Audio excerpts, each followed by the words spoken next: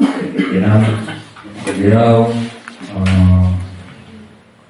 menampung program-program nasional di Provinsi Sumatera Barat.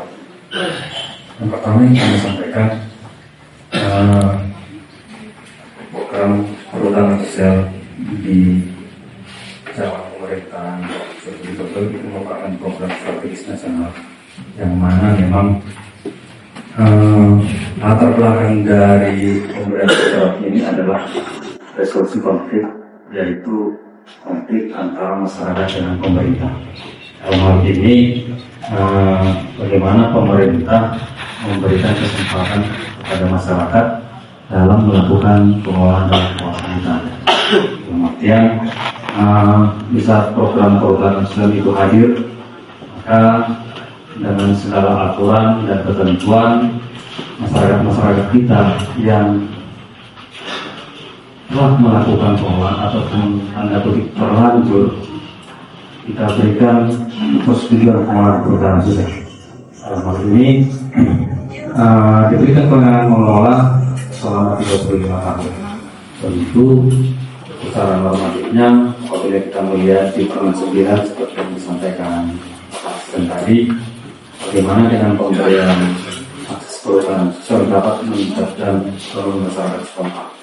Samping itu juga diharapkan meningkatkan tambahan kawasan hutan yang dikelola dengan memberikan akses ataupun melakukan kegiatan dan pengelolaan program sosial sesuai ketentuan peraturan.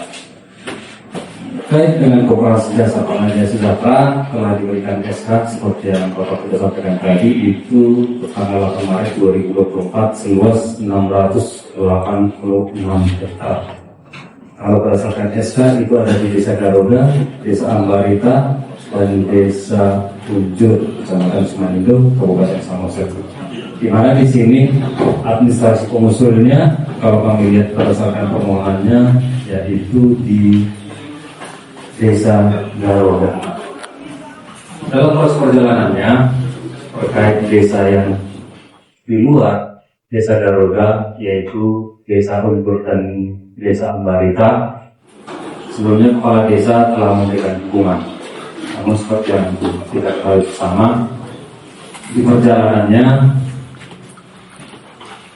kepala desa Ambarita dan kepala desa Ujur mencabut dukungannya. Namun yang sangat kami sayangkan, Desa Garuda yang merupakan desa pengusul juga menarik dukungannya terkait bidang Koperasi Jasa Pangan Jaya Sejahtera.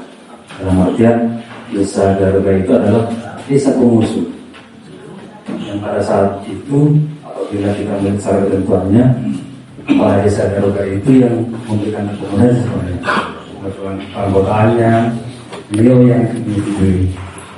Kalaupun mungkin kalau setelah permohonannya mungkin terjadi perbedaan kepala desa ya. Kalau kita melihat permohonannya, izin Pak Pimpinan di tahun 2022 itu usulannya kepala desanya siapa, dan sekarang yang menandatangani sebagai kepala Desa Garuda itu Bapak Janes Omar. Tidak kepala desanya Pak. Ini jadi sehingga kepala desa sekarang sama yang sama.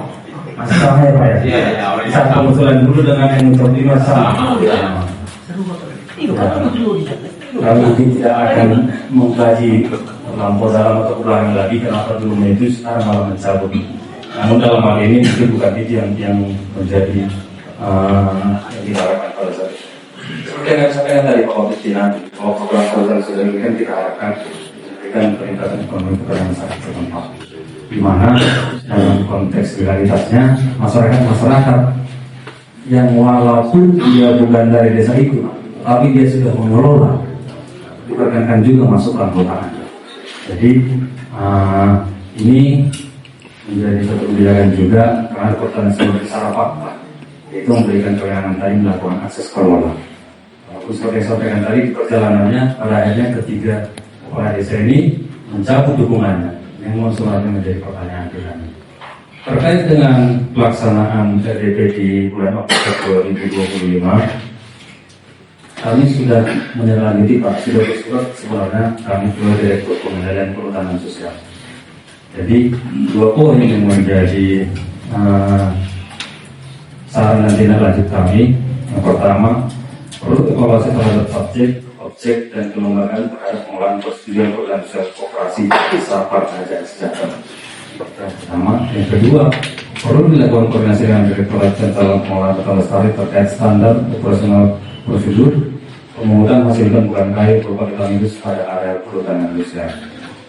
Seperti yang Bapak Pimpinan sampaikan tadi, terkait mungkin aduan dari masyarakat Nagarian Ambarita, terjadinya banjir, penebangan kayu, pembangunan rumah yang GLNC, yang mungkin sama-sama kita ketahui kita belum melakukan peninjauan lapangan seperti yang tadi rekomendasi dari sebelumnya. Nah, jadi dalam hal ini Pak, izin kami adalah UTP kementerian yang ada di daerah yang dalam hal ini kami hanya melakukan apa yang menjadi arahan dari rekan-rekan di Jakarta.